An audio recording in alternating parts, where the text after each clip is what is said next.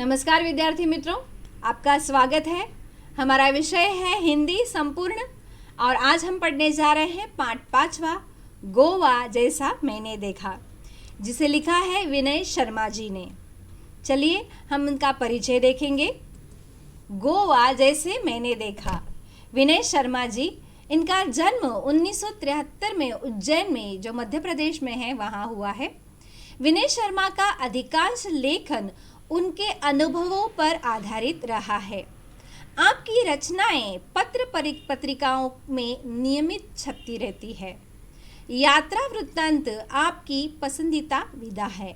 साथ ही आपने व्यंग और ललित निबंध में भी लिखे हैं और उनकी कृतियां हैं आनंद का उद्गम, अमरकंटक, यह ललित निबंध है।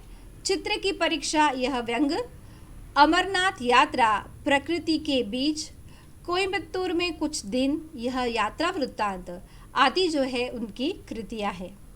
चलो जाएं इस पाठ की ओर। और इस पाठ में उन्होंने गोवा जैसा मैंने देखा यानी इस यात्रा वृत्तांत के माध्यम से लेखक विनय शर्मा ने गोवा की खूबसूरती, वहाँ की जीवन शैली एवं वहाँ के सुंदर समुद्री किनारों का वर्णन किया है।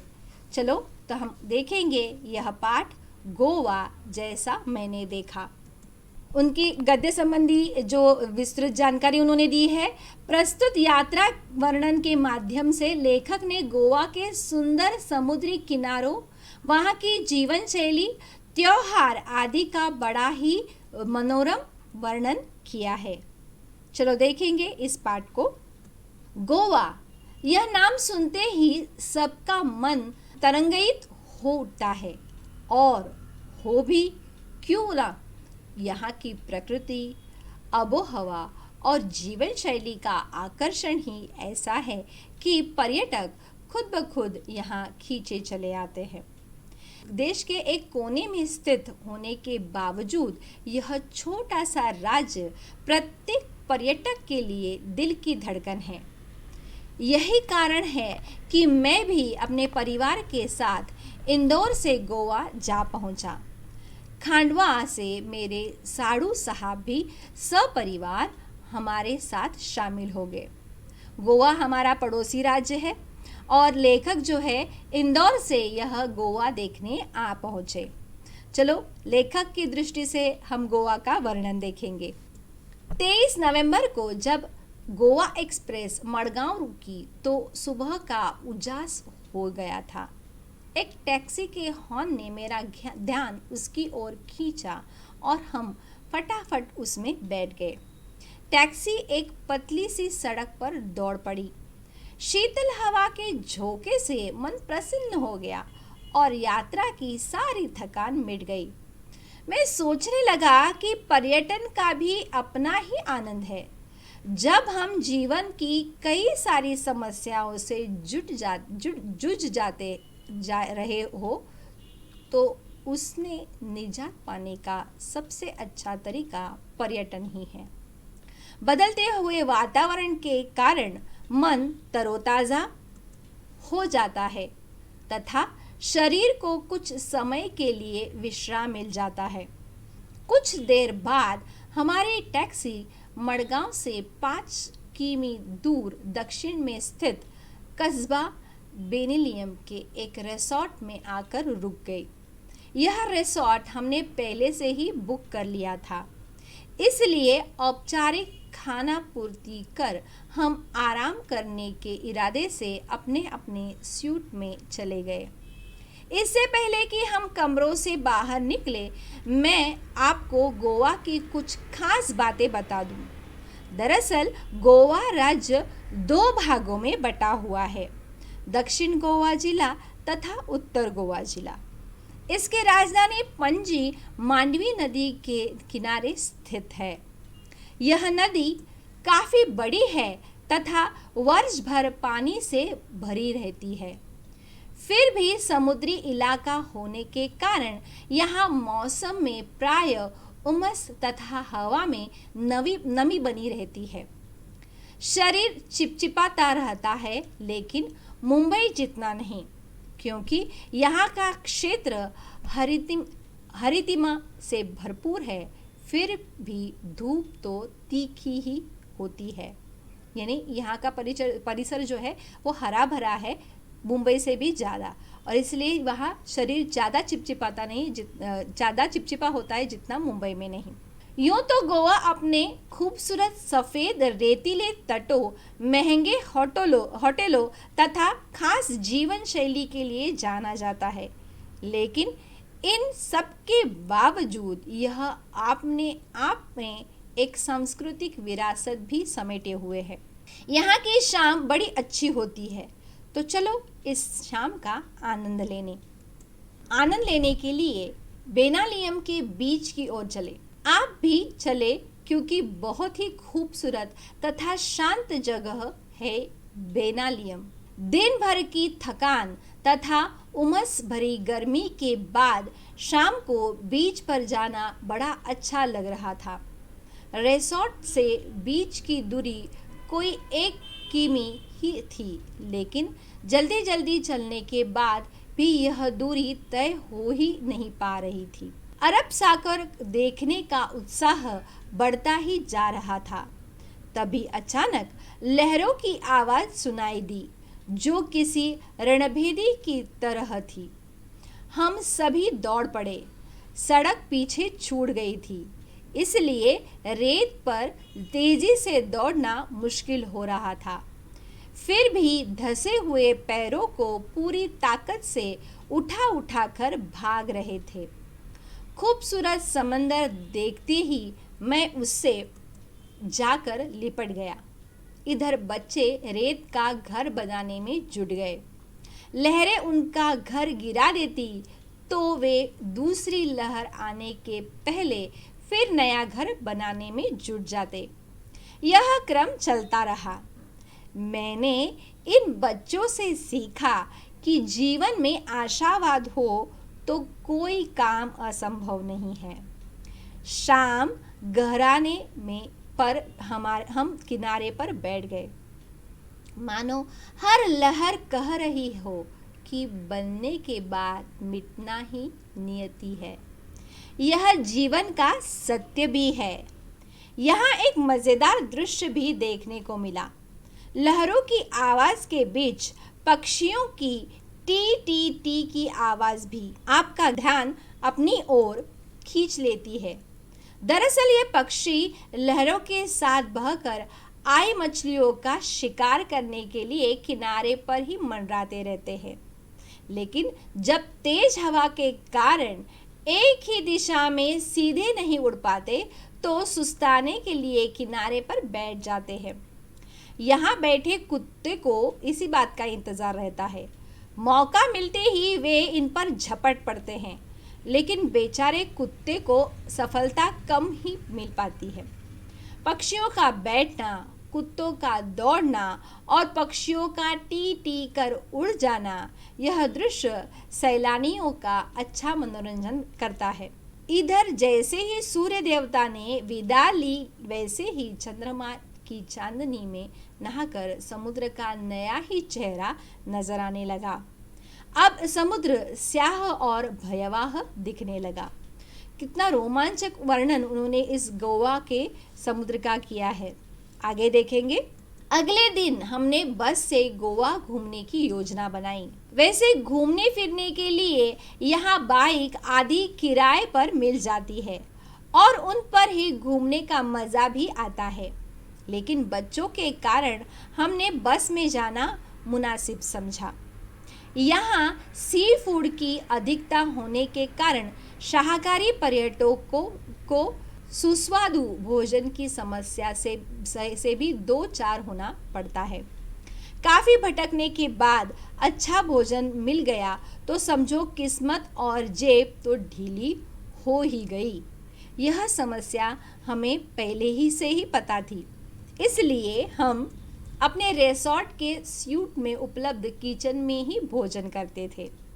सबसे पहले हम अंजुमा बीच पहुँचे। गोवा के छोटे बड़े करीब 40 बीच है, लेकिन प्रमुख 7 या 8 ही है। अंजुना बीच नीले पानी वाला, पथरीला, बहुत ही खूबसूरत है।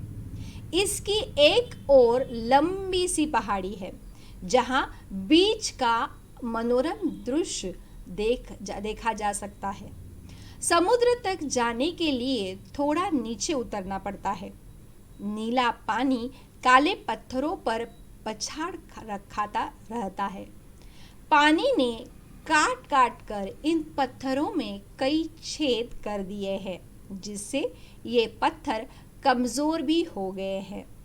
साथ ही समुद्र के काफी पीछे हट जाने से कई पत्थरों के बीच में पानी भर गया है।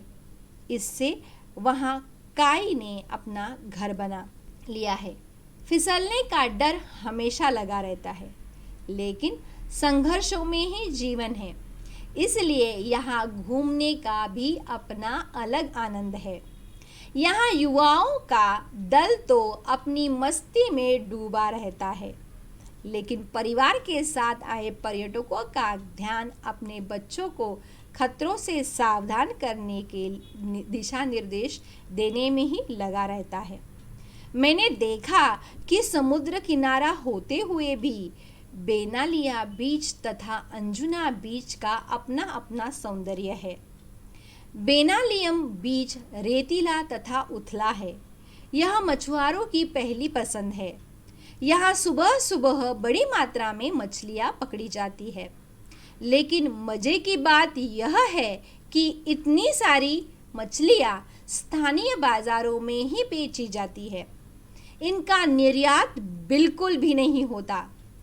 इसके विपरीत अंजुना बीच गहरा और नीले पानी वाला है। यह बॉलीवुड की पहली पसंद है। यहाँ कई हिट फिल्मों की शूटिंग हुई है। दोनों बीच व्यावसायिक है, पर मूल अंतर व्यवसाय की प्रकृति का है। इसके बाद हम लोग दिन भर पणजी शहर देखते रहे। घूम फिरकर शाम को हम कलिंगवुड बीच पर पहुँचे। यह काफ़ी रेतीला तथा गोवा का सबसे लंबा बीच है, जो 3 से 4 किलोमीटर तक फैला है। यहाँ पर्यटक सब बड़ी संख्या में आते हैं। यही कारण है कि यह स्थानीय लोगों के व्यवसाय का केंद्र भी है। यहाँ कई प्रकार के वाटर स्पोर्ट्स होते हैं, जिनमें कुछ तो हैरतअंगेज हैं, जिन्हें देखने में ही आनंद आता है। आप भी अपनी रुचि के अनुसार हाथ आजमा सकते हैं। मैंने कई खेलों में हिस्सा लिया, लेकिन सबसे अधिक रोमांच पैराग्लाइडिंग में ही आया। काफ़ी ऊंचाई से अथाह जलराशि को देखना जितना विस्मयकारी है, उतना ही भयावह भी।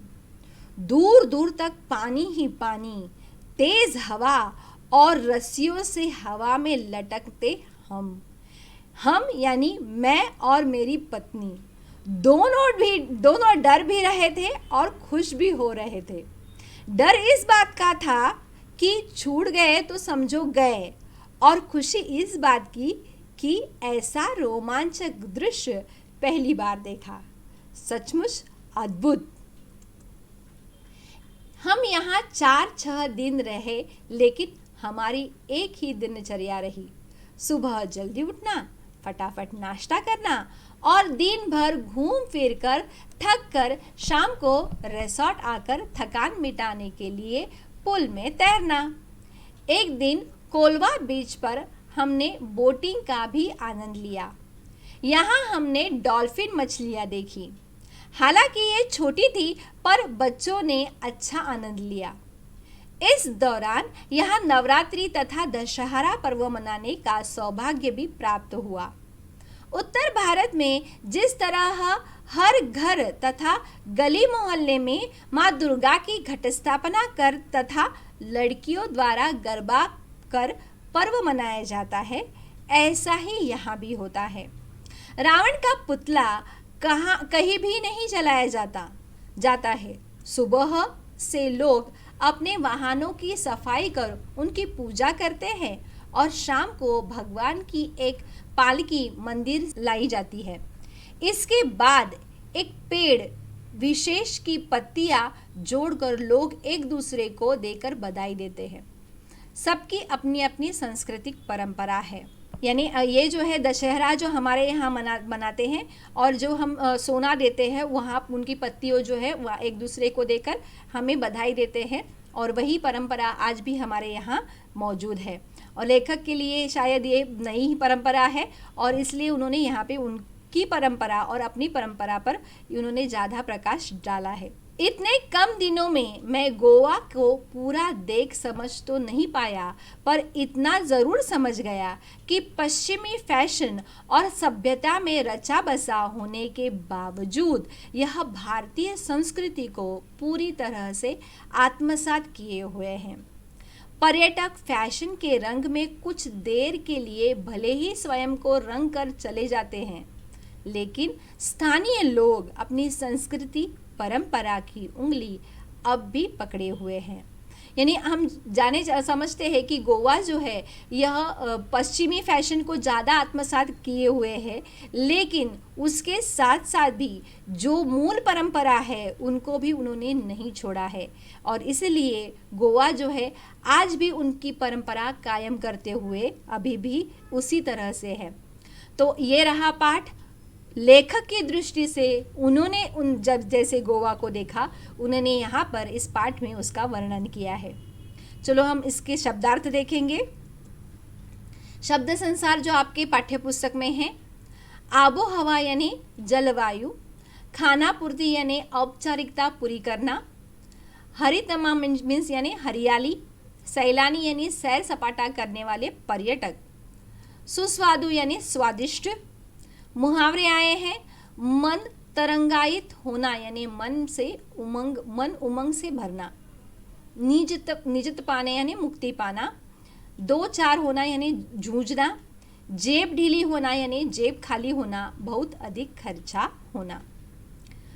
आशा करती हूँ कि आपको इस पाठ में समझ में आया होगा और आप यह समझ पाए होंगे। मिलते हैं अगले पाठ के साथ, तब तक नमस्कार।